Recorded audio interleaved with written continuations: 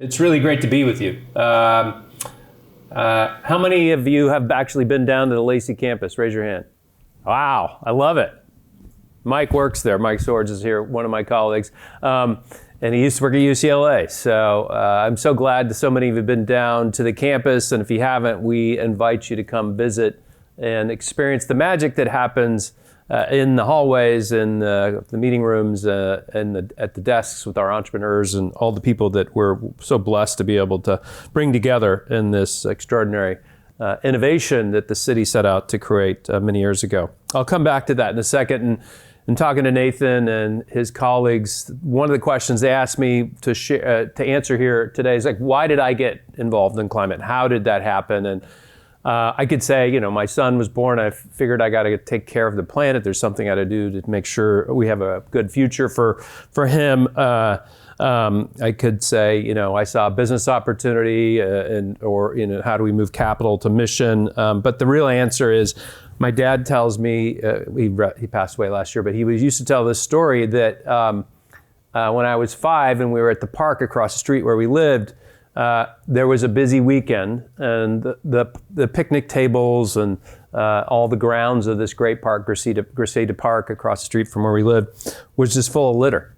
And he says, I looked up to him and said, Dad, we got to do something to take care of our planet.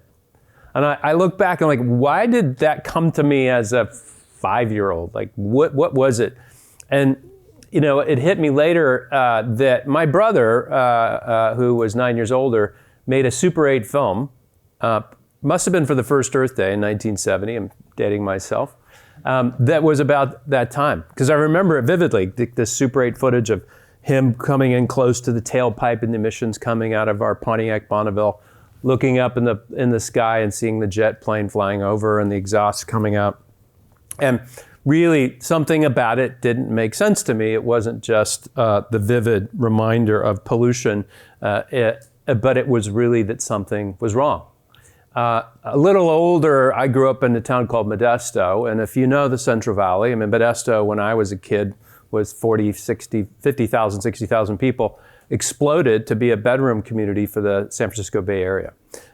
And as those homes got built, and they would developers would buy agricultural land and tear up these good producing orchards of nuts and fruits. That also stuck with me as something that does not make sense to me. Why are we tearing up great agricultural land to put in cheap suburban tract homes in a sprawl fashion? Now, I didn't really think about sprawl at that time, but that, as I look back again, that something just didn't make sense to me. So fast forward, get involved in politics while I'm in college, took a year off for the Dukakis campaign. The environment was an issue that then Governor Dukakis was really talking about early days. That campaign did not work out so well, but people remember him in a tank with a helmet on that, among other things, did not bode well for his candidacy to be the next president of the United States, the next leader of the free world. But I learned a ton, and I met some incredible people as I worked across the country in places like Iowa, in the first to the caucuses that were then first for the Democrats, and many other places across the country, and met some incredible people. And I learned how to get stuff done. I came back and finished up college and was able to do a lot of amazing, fun stuff and work at a pace that others, why are you, yeah. And the mantra is, if you want to get something done, ask a busy person, of course. Anyways, fast forward, the last campaign that I ran was for Tony Bielenson, a guy who was really considered the father of the Santa Monica Mountains recreation and conservancy and all the parkland that's been protected. And from there, I decided that, okay, this is a direction I really wanted to head professionally. I started to get my, no booze please, but I got my MPA at USC. And while I was in grad school, I got asked to interview to run a nonprofit, an environmental nonprofit. And we were gonna stop this radioactive waste dump that Governor Wilson and others wanted to build near the Colorado River. Again, didn't make sense. It was near a water source that fed into a groundwater source that fed into the Colorado, unlined dirt trenches to bury medical waste, everything from radioactive medical waste to parts of nuclear reactors, and learned how to build coalitions, how to build trust, how to get a ragtag team of everything from indigenous tribes to environmental justice groups to doctors to figure out how can we work together. And I learned a lot from that process of how to build coalitions, how to build trust, and how to be persistent. Now, I also look back upon my father, like who I said passed away last year, and those are the things that he embodied for me. He was a lifelong educator. And I will say, before I turn to the rest of what I have to share, my proudest professional achievement in my life was in between those experiences when I ran his campaign in 1990. He ran for county superintendent of schools. He was a teacher, a principal, and then a small school district superintendent. And county superintendents are elected in 50 to 58 counties. And my dad believes schools are built for kids. And a lot of times people in education forget that. Doesn't mean they're misguided. It's just that, why are we here? And so that vision of my dad had, against big odds, against a 3-term incumbent who had been in office with no term limits, and persistence, we won. He won. And that still is my proudest professional achievement. He served 16 years and did a phenomenal job, not just in his county, Stanislaus, but across the state. Okay, so I'll fast forward. I'm in Los Angeles, finding my way, ran this political campaign, got involved with a group called Habitat for Humanity. I think most people have probably heard of them, mostly because of former President Jimmy Carter and his involvement. But I was really drawn to help volunteer and help the organization, but they had a big project going on in Watts Willowbrook, and they wanted to figure out how to think about it a little differently. And so I came in, this young guy with lots of ideas. I had big vision. I was persistent. And I said, let's create a green team. Let's green this project. And I raised my hand, I'll volunteer. And I became chair of the committee, and it was a committee of one. So I was my own boss, and it was really fun. But I learned a lot about how to, again, go get people involved. And I'll be honest, I didn't get what I wanted to do. I couldn't change the designs of the buildings. I couldn't get new products because they'd already been donated. So at that point, Habitat had not really embraced building more efficient homes are better for the people that live there because they're going to have lower energy bills, have better comfort, better indoor air quality with better products in the selection. So did a lot figuring out how to, again, build trust, pursue a vision, and try to do something big. But what we had in 1995 when the Carter Project happened in Watts Willowbrook were modest things. We were able to collect the construction waste, have a school, use it for their wood shop. We were able to do some other modest things, but I learned a lot. And going forward, really began to put that to work and looking at how, and later in a role running Global Green, how do we take finance? Arcane things like tax credit finance and affordable housing. Some of you may know there's low-income housing tax credits. How do we put incentives in those to make sure that developers would want to get the points to be able to get those hard-fought tax credits? So, and then how to build, have pilots of examples of how you're going to do it, and people learn from each other. So those are things that really shaped me in coming into really the early 90s. And back then, when I told people, when I started to work running Global Green, and even before that, you'd be at a cocktail party or whatever, like a house party, maybe a keg or some wine or a cheap bottle of tequila, whatever it was. You'd be standing around and talking to people, and they'd say, "Oh, what do you do?" I'm like, "Well, I'm mad, blah, blah, blah, blah." And they'd, "Oh, that's nice." And their eyes would glaze over and they'd turn away. They're like, "What the hell am I going to say to this guy? He just seems depressing. I don't want to talk to him. He's talking about nuclear waste and environmental problems." And but I at that time I was working with somebody you may have heard of. He passed away a couple of years ago, but Mikhail Gorbachev, former president of the Soviet Union, and he had this idea that the environment. That he was right. The environment was the greatest challenge we were going to face in the 21st century.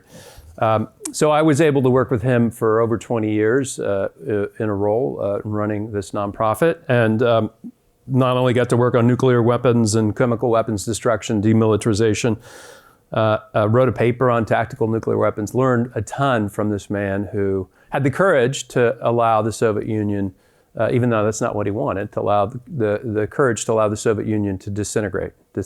He wanted to reform the Soviet Union. But I think back upon what gave him that courage, and he really had a belief in humanity and a love for humanity. He loved his country, but he had this love affair with his wife that gave him, I think, the confidence and the courage to do things differently. And whatever that source is, for each of us, how do we, when we see there's a problem, how do we tackle the issue, and maybe in a different way? But I really admired President Gorbachev and all I learned from him. But fast forward again, we started to try to take the work we were doing and take it out of obscurity, and started doing some work with celebrities like Leonardo DiCaprio and Brad Pitt, and all of a sudden people wanted to talk to me. They would want to hear what I had to say at cocktail parties. But now look at this. I mean, all of you are here in this room 20 years later, and we've built a movement. Now, the work ahead is significant, as the Dean pointed out, and as each of you know, how do we accelerate equitable climate action? And it's with that spirit that I came in and joined the mayor's office with Eric Garcetti in 2013. Some of my colleagues are here, Felipe, former colleagues, and really think about how do we take the power of local government and the power of Los Angeles to mobilize and do something differently. We started with some big ideas around drought. We were able to reduce water consumption from 130 gallons per capita per day to 104 gallons per capita per day. A big reduction, 20%, something that the governor had called for back then, Jerry Brown, to 20% reduction, but he gave no sense of over what baseline, by what time. So we defined these things. We held ourselves accountable, pursued a big vision, mobilized people to join us, and we're persistent in doing so. And we succeeded. And now LA continues to be one of the most efficient water efficient big cities in the nation. Then set about creating the sustainable city plan. Now you think the mayor's got this, ability to pound his fist on his or her fist on the table to get things done.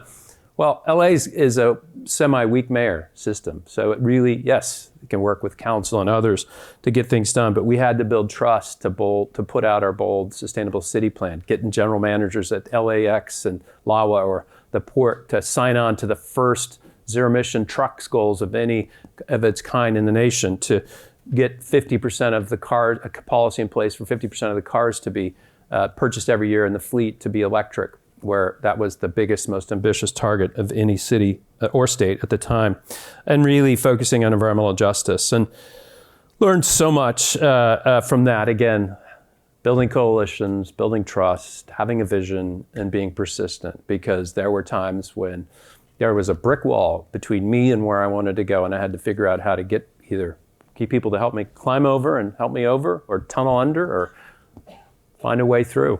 And if you have that vision, you've got to take those things to heart and figure out how to do it. So one of the things that Nathan asked me to think about and share was what makes for a good entrepreneur, whether you're a social entrepreneur or a climate entrepreneur trying to create a startup. It's those things to me. It's a vision, building coalitions and trust, and persistence. And you have to also learn along the way, because that brick wall metaphor, you have to learn how to iterate. You can't be so rigid in your vision, you're going to be stuck and just run straight into the wall. I mean, it's the old adage, I'm going to mangle the quote, but the Einstein quote of, if you want, the definition of insanity is doing the same thing over and over and expecting a different result. So you have to iterate, and that's what we tell our entrepreneurs all the time at LACI.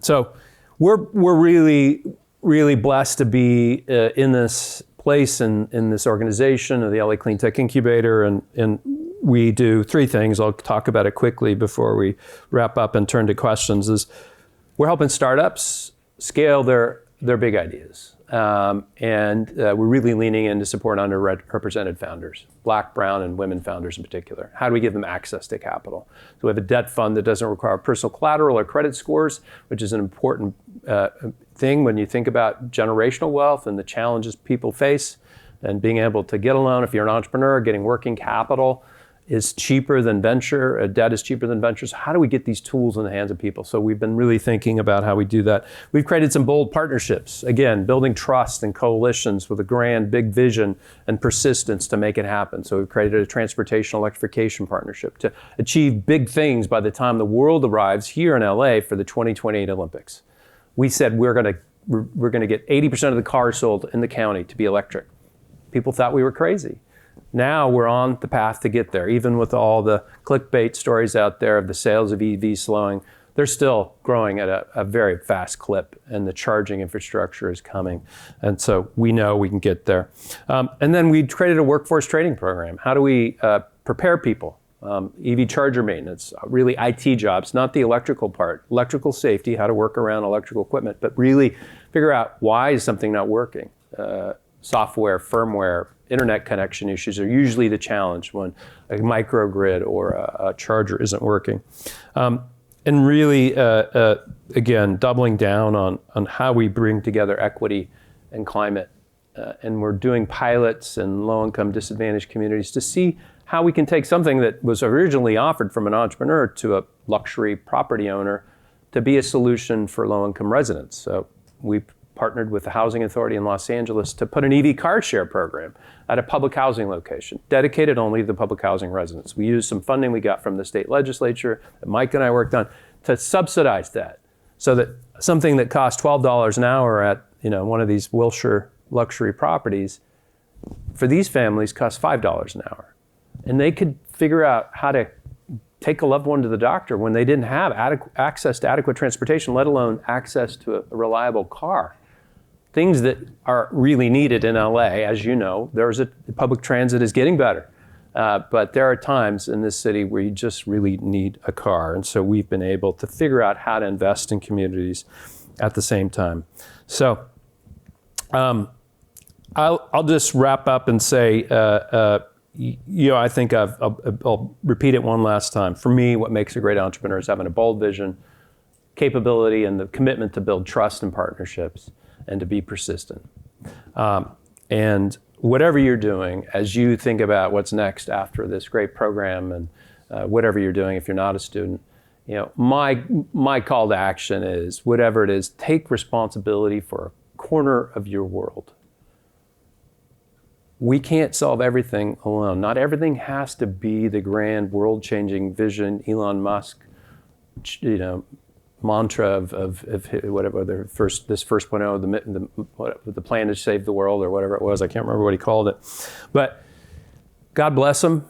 Whatever you think of him, he's done something big with Tesla. But that doesn't mean whatever you're doing has to be the most valued car company in the world. It can be something more modest, and it still is going to be part of how we're going to solve the climate crisis, ensure that we protect those most vulnerable from the impacts of extreme heat, extreme precipitation, extreme drought that make our society vulnerable. We have to be in balance with this great, blessed planet we call home, Earth, because the Earth will be fine without us, but we cannot survive, let alone thrive, without a healthy planet. So whatever it is, take responsibility for a corner of your world, and whatever it is, I expect great things from whatever it is that you're going to do. So thank you for having me, Nathan. Really appreciate it.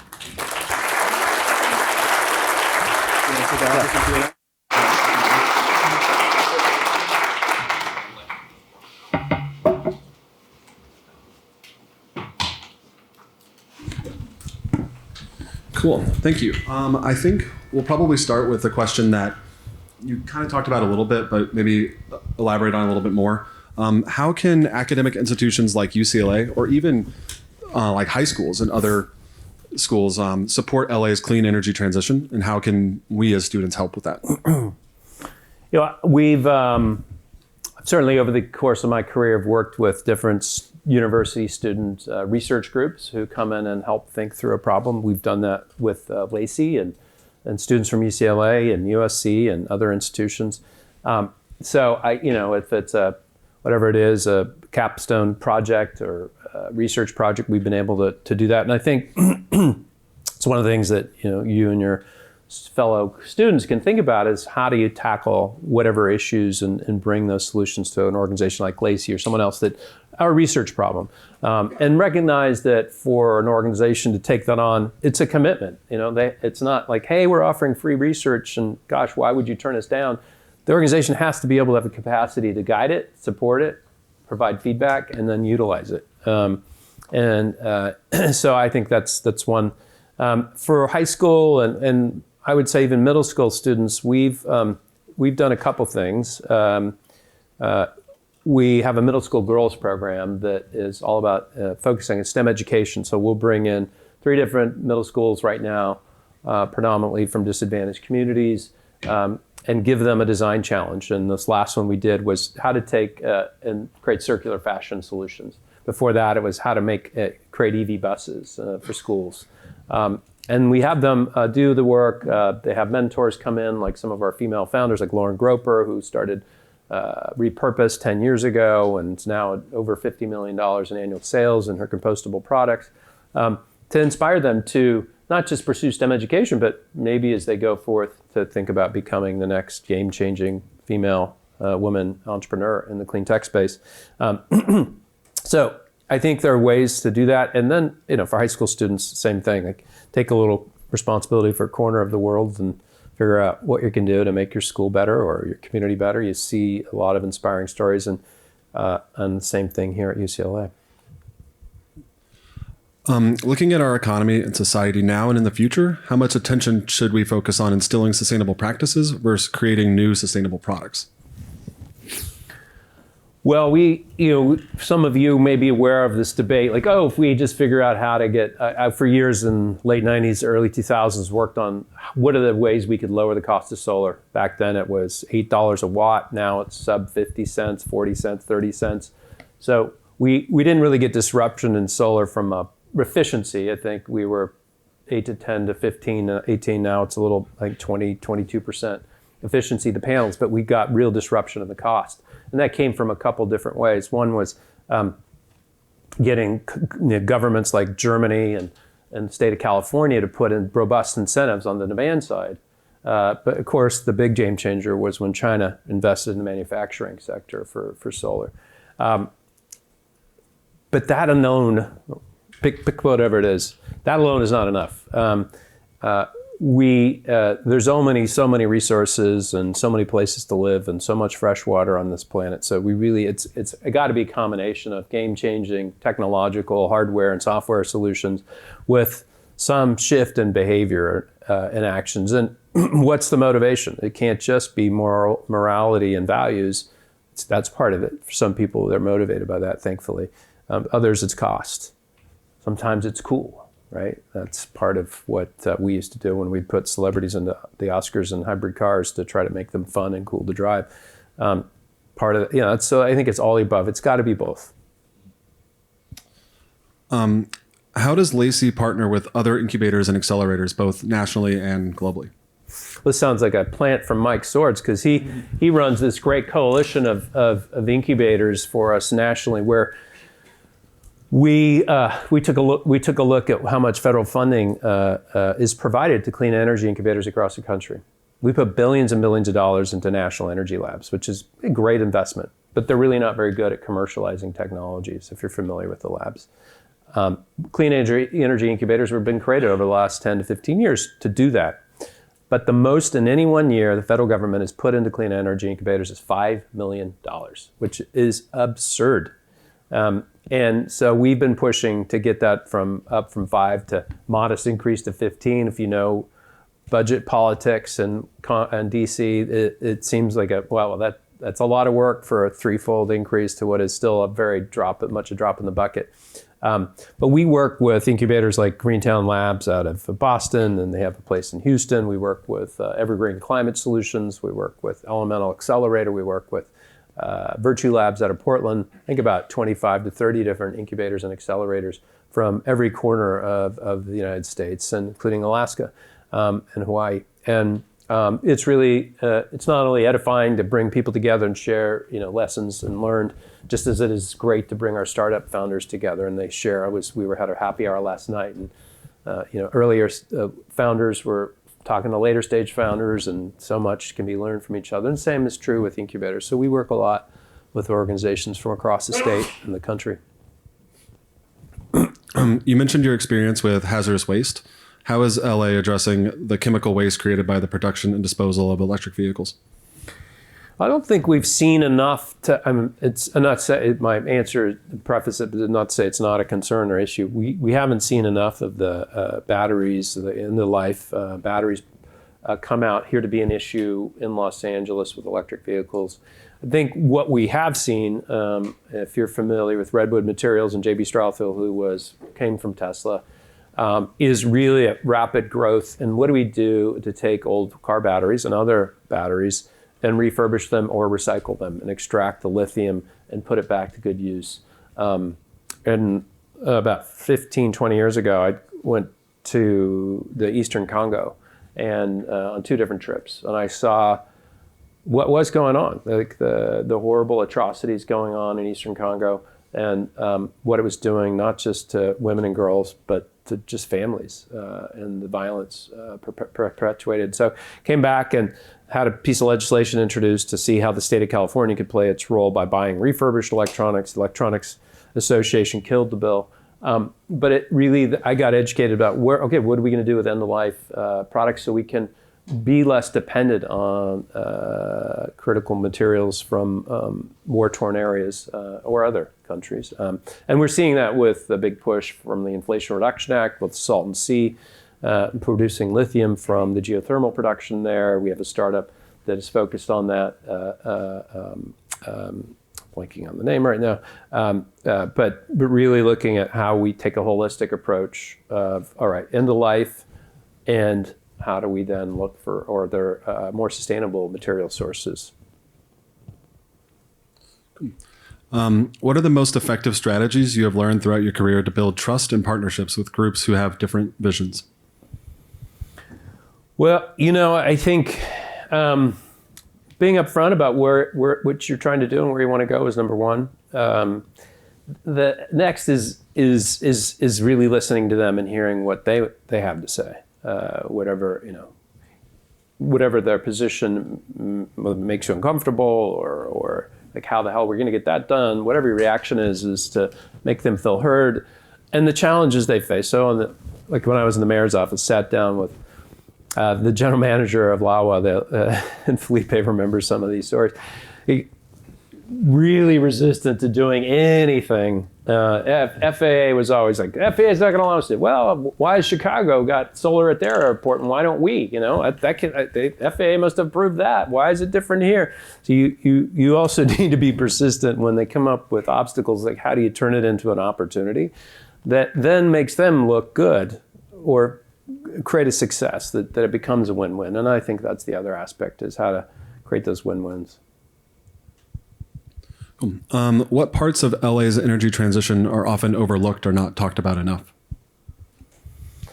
I think it's being talked about more in how do we get charging into low-income neighborhoods. Well, families may not be able to afford an electric vehicle yet. As we see more vehicles come on the road and more used vehicles come on the market, they'll become more affordable. The used EV tax credit that Congressman Jimmy Gomez got into the Inflation Reduction Act for $4,000 a vehicle for anything sold under $25,000 is an important tool. Utilities have rebates, but we need to get the charging in place so that it's accessible for everybody. So we have a project, a pilot we're doing in Boyle Heights. Again, with the Housing Authority, we're going to put another EV car share pilot in, and then look at how we can, for those that end up can afford a car, how do we help them figure out how to get behind the wheel of a used EV? But we're also putting in fast charging so that those that do drive an EV in that neighborhood have access to fast charging. And in lower income neighborhoods, your EV drivers are predominantly Uber and Lyft, the first movers that we're seeing. And so they do need access to fast charging to do the work that they're doing. So those are some things that we're looking to do. Could you elaborate on maybe some of that, like community engagement that's required for those type of programs? Sure. Same thing. You got to build trust and have partners and to invest in resources like this, because some of the concerns of investing in charging or microgrids, whatever it might be, like, okay, this is going to lead to gentrification. How do you make sure people feel like, no, this is an effort to try to improve people's lives here.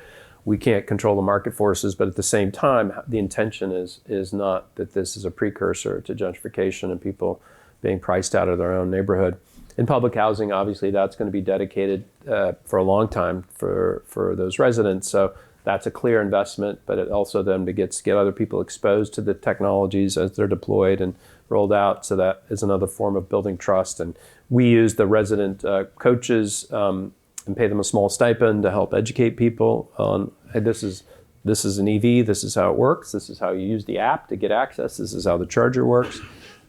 So those things, I think, begin to add up. And we also see that in our EV charging, in our workforce training, we see people come in and gain the knowledge about clean energy and microgrids or EVs, and come out empowered and feel like they can share that knowledge with their community. And that's inspiring. And so we're looking at all these ways that, in addition to everything else going on in the policies we're trying to influence and support in Washington or Sacramento or City Hall. But I'll give one final example. There's a group called East Yard for Community Justice as part of a coalition of groups that are really trying to prevent all the pollution that comes from the ports of LA and Long Beach, which is a huge economic driver in Los Angeles. 40% of the goods in the US come through those two ports, which means a lot of diesel trucks taking those cargo containers and moving to their final destination. And those trucks go through communities that are frontline communities. If you're familiar with Wilmington, it's not only the trucks and the ports, it's the refineries. Bonnie works at Port of Long Beach, is doing a lot on these issues with her company. We really need to focus on these solutions. So we worked with East Yard to say, all right, where are the trucks going, the hotspots where they're going, where are the pollution hotspots, but where's there available electricity, and then work with the community group, see, okay, where would you like the charging to go when we get the money to invest in the charging infrastructure, meaning that's where the electric trucks are gonna go. They're not gonna pollute, but there's still, big vehicles on the road that create safety concerns. So, we're really looking at how to bring the community in partnership. What is your opinion on the role of carbon markets in accelerating, any sustainable future? Well, I think in the long term,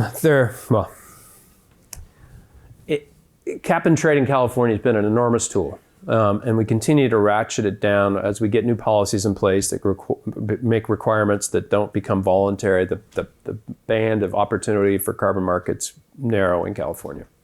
But those dollars have been a huge part of the transition. And one of the pieces of legislation I worked on a long time ago was, AB 32, Fran Pavley introduced it, historic climate law. Toward the end, we had been doing some work to figure out how we create benefits to low-income disadvantaged communities to be part of solving the climate crisis. And what we ended up with was an amendment to say we need a community empowerment amendment that allows people to take part and benefit from the investments. Later, we then got a state legislator and introduced a bill that would take 25% of the cap and trade dollars and put it into disadvantaged communities. I share that story because it has been a huge driver, but it's not enough. It isn't the ultimate answer. We need absolute caps eventually on carbon to get to where we need to go. So to me, it's a transition.